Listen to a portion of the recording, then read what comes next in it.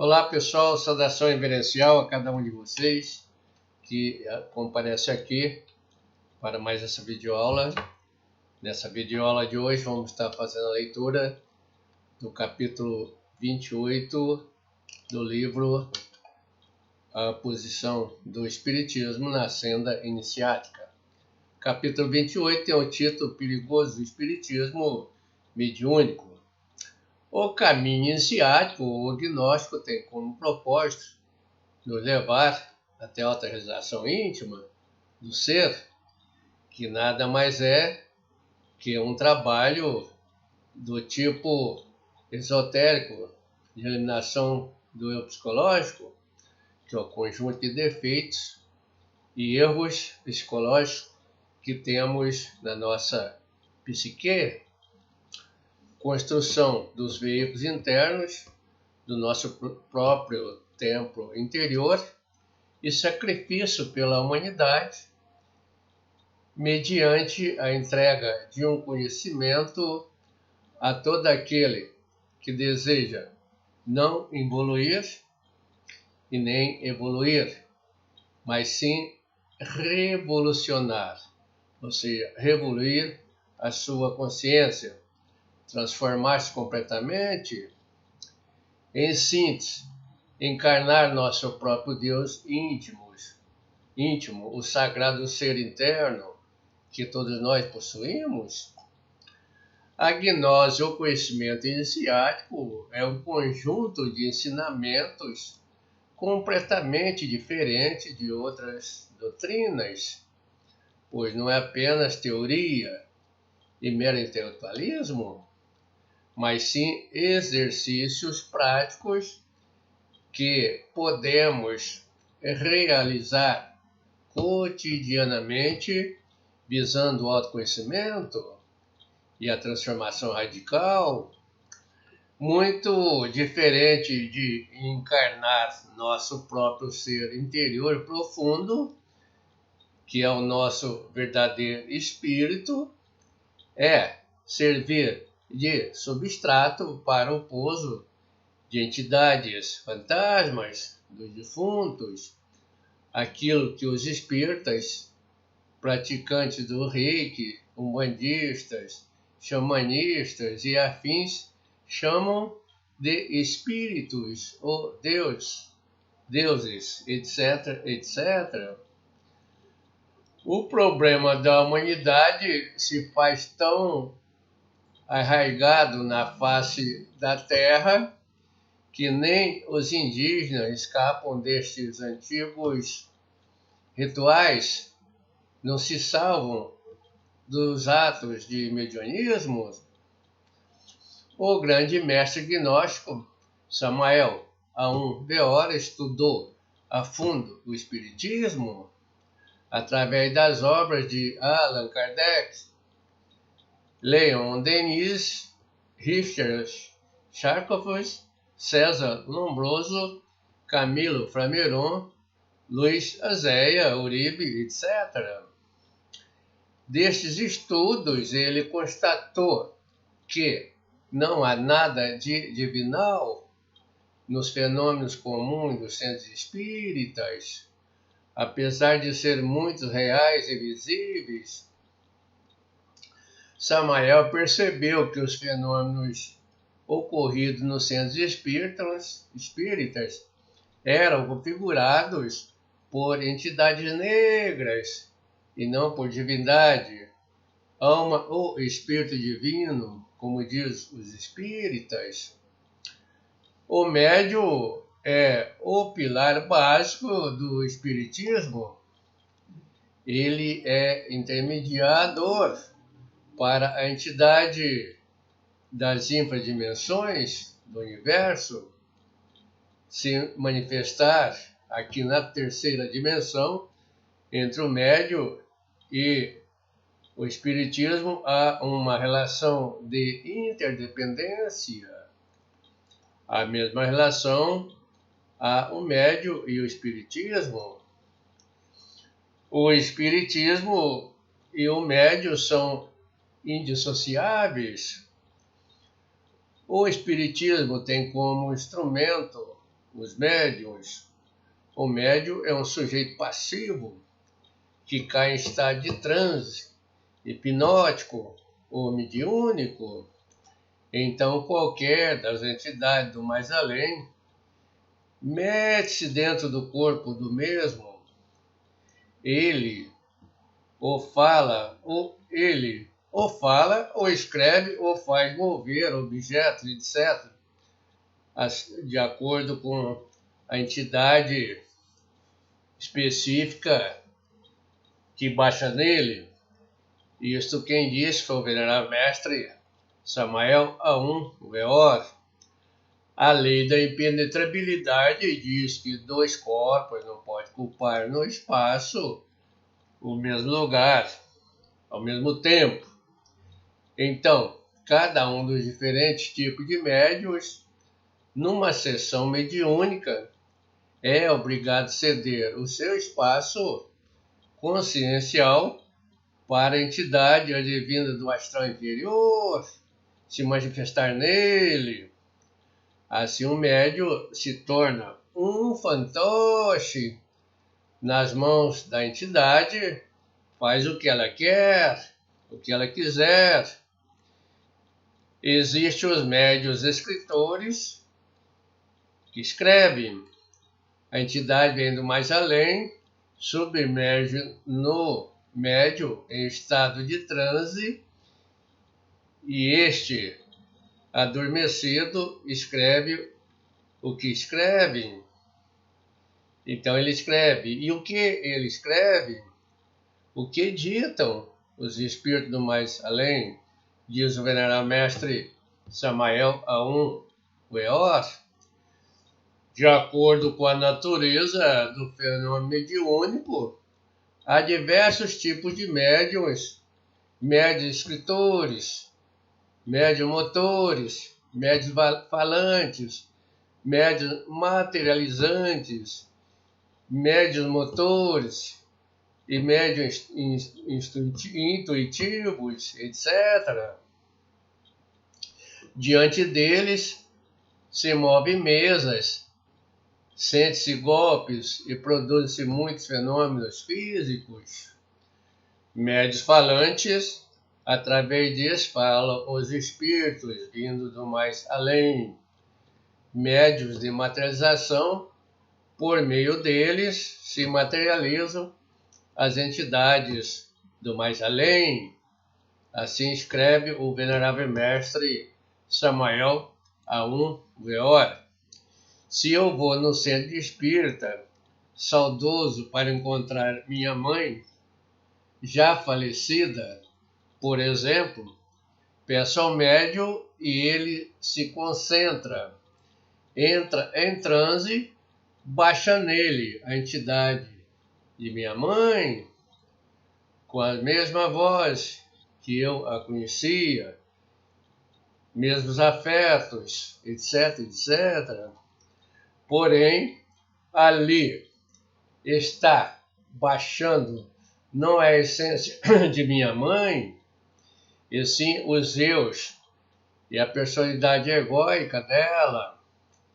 Médiuns servem de instrumentos, não propriamente ao espírito dos falecidos, porque uma coisa é o ser de alguém, seu ser, e outra coisa são os eus deste alguém, que é a parte diabólica. Assim disse o venerável mestre Samael Aun Weor. No espaço da nossa mente, há os fatores psicológicos produtores dos nossos defeitos, e há também os produtores das virtudes. O ego é produtor dos defeitos, e a essência é produtora de nossas virtudes. Cada um de nós tem diversos defeitos psicológicos que nós mesmos criamos nas nossas diversas existências. Temos ira, preguiça, temos muita preguiça, orgulho, temos muito orgulho, ódio, temos ódio, cobiça, somos cobiçosos, e orgulho, somos orgulhosos, etc. E cada um desses defeitos se personifica, torna-se o que chamamos em gnoses de eu psicológico, o mim mesmo, o ego, que possui uma realidade no mundo da nossa mente. Perdão. Se vivêssemos cara a cara um dos nossos diversos eus, entenderíamos porque também são chamados de demônios para os cristãos e demônios vermelhos de Sete para os antigos egípcios. O ego é o terrível Satã dos hebreus. Já dizia Virgílio, o poeta de Mantua, mesmo se tivéssemos 1000 línguas para falar a língua de aço, não conseguiríamos enumerar todos os nossos defeitos cabamente. Assim disse o venerável mestre Samael Aum em suas obras. Ao morrermos, o ego, constituído de eus, se separa da essência, se ainda tiver mais existência dentro do seu ciclo de 108 retornos. Ao findar das 108 existências, que tem direito à essência, que tem direito, a essência se acopla ao ego por imantação eletromagnética e juntos mergulha no abismo dos infernos dantescos. O ego é o corpo da personalidade. Ele é um fantasma que continua, após a morte, a fazer o que o seu dono fazia em vida, mecanicamente. Cada um de nós, seres humanos, possui uma infinidade de eus, componentes do ego, que se agrupam em torno de 7 legiões demoníacas. Cada um destes milhões de eus que possuímos aprisiona dentro de si um percentual de essência. Este percentual de essência é quem raramente determina a cura de alguém por intermédio do médium, de modo delituoso. Cada um destes milhões de eus é uma entidade erroneamente chamada de espírito no espiritismo. Nenhum deles é espírito de luz, como se supõe, porque o ego é treva, somente a essência é luz. Um só morto no além-túmulo possui esta multidão de entidades, cada uma delas puxando a sardinha para o seu lado, cada uma delas quer hegemonia. Por isso que um teurgo, quando invoca um morto lá no mundo astral, para efeito de estudo, lhe aparecem legiões de pessoas de sua vez, em nome deste falecido, invocado pelo teurgo. É por este motivo que uma entidade de chave, de uma determinada pessoa que já morreu pode manifestar-se de modo simultâneo em diversos médios, nos mais diversos lugares ao mesmo tempo. Só torna a humanidade e configura como uma individualidade no astral, após a morte, o teurgo, aquele iniciado que percorreu a senda da iniciática após a quinta iniciação de mistérios maiores, os médios, os goéticos, os feiticeiros, os bruxos negros, etc. São todos pluralidade de eus, não possuem individualidade, são demoníacos, porque cada uma destas entidades não possui responsabilidade alguma, é irresponsável. Cada médium, na realidade, perante os seus consulentes, se constitui num verdadeiro homem-bomba, porque além das legiões de eus que possui, ele se torna substrato para encosto de legiões de entidades de outros mortos, do além-túmulo. A essência, que é a partícula de alma, é aquilo que realmente somos. O ego, com os seus diversos eus, perambula pelo mundo astral, até que a essência retorne para uma nova vida e ele possa retornar no novo corpo da pessoa. Isto acontece enquanto perdura o ciclo das 108 existências, o ciclo das 108 existências que nós temos direito. Na 108ª existência, finda o seu tempo. A alma do morto tem que entrar compulsoriamente no mundo infernal. Daí a essência, por imantação eletromagnética, fica presa ao ego e vai flutuando, puxada por ele, ao longo dos 9 círculos dantescos. Essas entidades tenebrosas, esses eus diabólicos, se constituem naquilo que se incorpora no médium. Pode acontecer que outro tipo de entidade encarne como o próprio fantasma, o corpo da personalidade, ou ainda outros tipos de capetas, de capirotos, muito mais perigosos. O médium se torna uma casa perigosa de dupla hospedagem no momento de incorporação. Ele, além de hospedar definitivamente os seus próprios eus diabólicos, também hospeda temporariamente as entidades demoníacas de outros mortos.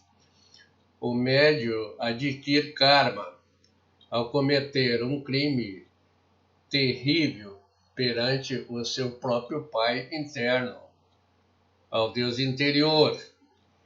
Ele prostitui o seu próprio templo, a sua própria casa, ao abrir as suas portas a corpos estranhos, os centros magnéticos do seu corpo, como se ele fosse um prostíbulo. É lamentável o fato dos médiuns se vangloriarem por achar que estão encarnando ou canalizando forças superiores, de divindades, de hierarquias superiores, das subdimensões, etc., etc.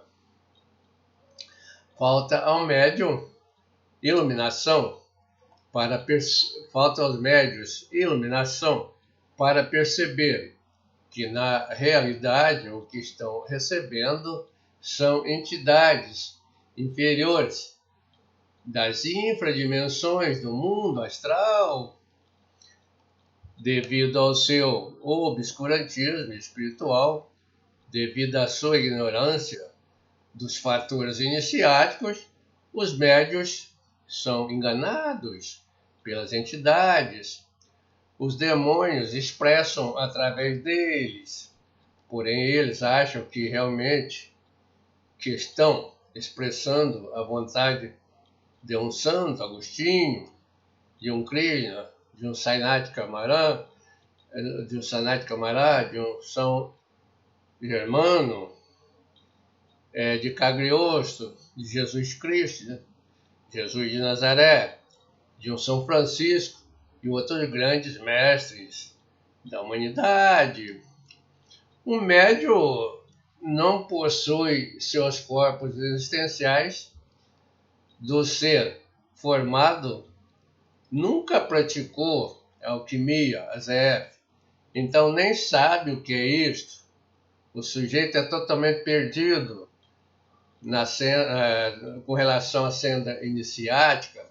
Sendo assim, seu corpo não suportaria a voltagem eletromagnética de um espírito puro, de uma divindade da loja branca. Ele tornaria pó com a presença de um espírito de luz. Como poderia o corpo físico de um médium com uma vibração tão inferior aguentar a potência do espírito puro, dos reais santos? O pobre médium e os seus consulentes são enganados pelo inimigo secreto, que é ardiloso e adora os enganar. Além dos enganos, os pobres médios pagam karma por tal crime de mediunidade. O pobre médio se torna epilético, pois danificou o seu centro magnético da região pineal, que é a porta por onde entram as entidades diabólicas. Todo epilético já foi um médium um dia, nesta ou em outras vidas. O mais grave é que o pobre médium, vítima de entidades mediúnicas, se sente o rei da cocada, acha que é santo, virtuoso, amável, louvável, sublime, que está nas alturas, está de êxtase supremo. Jamais o médium desconfia que haja manipulação dos centros de sua máquina humana pelas entidades egóicas, que sabe muito bem como executar isto. Os estados mediúnicos constituem numa grande ilusão, engendrados por entidades que são eus diabólicos, que conseguem produzir neles estados de prazer muito característico. Só é possível a um iniciado se tornar santo mediante a união com seu próprio íntimo. Não se torna santo por meio de ligação com entidades mediúnicas da infradimensão. No Espiritismo, há curas que são realizadas pelos curandeiros, médiuns. Isto é um fato, e contra fato não há argumentos. Como diz o venerável mestre Samael, não há como negar que as entidades tenebrosas que acedem aos médiuns têm poderes para curar, sim, mas tais poderes são furtados da própria essência anímica aprisionada em seu interior. Então, cada cura mediúnica se constitui numa fraude delituosa perante Anubis. O ego, a entidade, tem conhecimento e força para realizar tais atos de cura, mas a raiz, a causa deste ato, não é nada divina, pois é processada sobre o delito que os médiuns fazem a si mesmo. Um médium, para se santificar, terá que erradicar de dentro de si mesmo toda e qualquer possibilidade de incorporação mediúnica. Deverá antes morrer em defeito e nascer em virtudes. Assim ele poderá melhor servir ao seu mestre interno, ao seu real ser. O acontecido na relação entre o médium João de Deus e seus seguidores serve de um alerta que se deve dar aos futuros equivocados, sinceros, médiuns.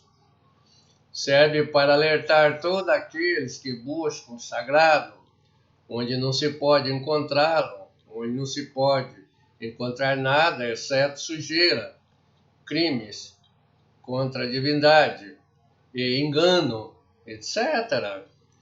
Diante de tentativa de tantas evidências catastróficas havidas nos meandros mediúnicos, é muito triste ver que há muitas pessoas equivocadas que estão se esforçando, estudando para se tornarem médiuns também, sem saber que se tornarão vítimas em definitivo de Satanás.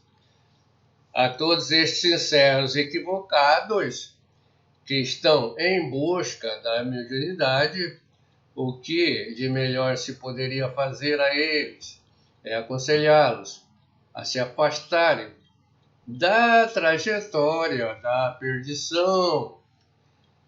Deve-se dizer a eles que seria melhor fazer um esforço para eliminar seus próprios demônios internos, dissolver tais entidades, para resgatar sua consciência, construir sua alma e aprender a expressarem-se através do seu real ser íntimo, ao invés das entidades. Holisticamente falando, nem todos os médiuns se autoconsideram transcendidos e que se acham que sua mediunidade é um dom. Há médiuns que se consideram escravos das entidades diabólicas, têm mais um pouco de consciência, mais um pouco de compreensão e reconhece o seu triste estado, que reconhece a sua submissão a um karma, mas que não consegue sair desta situação de domínio do diabo. As entidades não podem prestar auxílio real a nenhum médium e a ninguém em relação ao caminho do Cristo, uma vez que são de natureza diabólica. São oposições a tudo que é crístico. O que elas podem fazer é mentir, é desviar o neófito do real caminho, da liberação e enganá-los. As entidades algumas vezes fazem alguns prodígios milagrosos, curas, retardamento de doenças, permuta de uma doença por outra, estranhas barganhas, etc, etc. Porém, no fundo, se sabe que são efetuados mediante violação de leis naturais, troca de karma, adiantamento de dívidas kármicas, negociatas com a loja negra, etc, etc. Às vezes, a cura, os atos milagrosos dão certo. Nesse sentido, podemos dizer que o espiritismo não é 100% certo e nem por cento errado, porque tais escolas constituem no mal necessário para o ser humano decaído. Serve para, por vez, fomentar a fé de alguém, por exemplo. Assim ele cumpre uma função social no mundo. Porém, o Espiritismo não ensina, nem busca, e muito menos preserva o caminho de Jesus Cristo. É preciso que os adeptos do Espiritismo, médios e fiéis, ao bem da veracidade dos fatos, aprendam a situar o Espiritismo dentro do seu quadro, dentro do seu quadrado, na sua real posição, onde a doutrina espírita é bem elevada em relação à doutrina cristã, vivida nas mais de 60 mil religiões do cristianismo cultural. Isto é uma verdade. Nesse sentido, o Espiritismo trouxe para o Ocidente a noção de karma, reencarnação, evolução, desdobramento astral, etc, etc.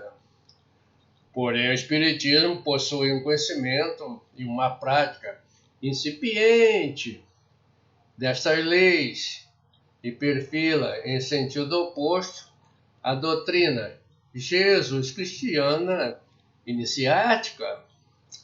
O Espiritismo se destoa do cristianismo iniciático, que é a gnosis, na questão da revolução interna do iniciado, por mais bem que se faz por meio do reiki, do espiritismo, dos trabalhos de Umbanda, etc, etc, por mais sucesso que se obtenha aí, não se compensa o fracasso que venha obter-se no caminho de salvação da alma. Os prodígios mediúnicos não transformam a ninguém. Então, esses prodígios mediúnicos não transformam a ninguém. Eles geram dependência pelo bem-estar do ego e nada mais. O Espiritismo apregou uma revolução. Aliás, o Espiritismo apregou uma evolução contínua, eterna, destituída da lei da evolução, como se a alegria existisse sem a tristeza, a luz sem as trevas. Então, o binômio da complementaridade, que é o relativismo do nosso universo relativo, o Espiritismo não contempla na sua concepção os extremos, ele corta pelo meio, só existe uma coisa ou existe a outra. Contrariamente aos que ensinam por aí, nos meandros de algumas escolas da Loja Negra, onde os curandeiros sensitivos e médiuns dão ibope para as suas instituições, existem ensinamentos iniciáticos que dão chaves simples para que a pessoa, por si mesma, se liberte das amarras do mediunismo e quebre estas ilusões que erroneamente chamam de dons. Se certas entidades podem causar males físicos, energéticos e psíquicos ao médium, isso não torna a mediunidade algo criminoso ou maléfico perante a lei do mundo, mas sim perante o tribunal do karma. A mediunidade é a chave de comunicação com o invisível, que permite conectar entidades boas ou más. Bem e mal são extremos do eixo da evolução mecânica. Para a senda da revolução da consciência, o que conta é o justo, a justiça, vai além do bem e do mal. Tanto as entidades boas como as más são aspectos de uma mesma moeda, assim como o ponto de partida e o ponto de chegada de um móvel, de um móvel que está em movimento, fazem parte de uma mesma trajetória. Tanto as entidades boas como as más emergem de um mesmo ente, do além, túmulo, um defunto de dupla personalidade, de um demônio que ora expressa o ar de bom e ora expressa o ar de mal. Então, não tem nada de angelical? Assim, há muitas entidades perniciosas que se expressam através dos médiuns, mas há também muitas outras que trazem o bem, o amor e a caridade, como isca para pegar as suas vítimas.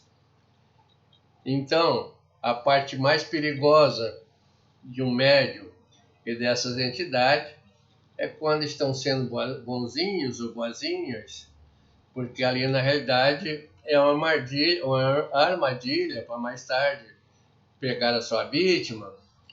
As mensagens de elevação espiritual, as científicas, denotando imenso amor pela humanidade, provém do lado bom da personalidade anamuciana, da mesma entidade que também dissemina o mal.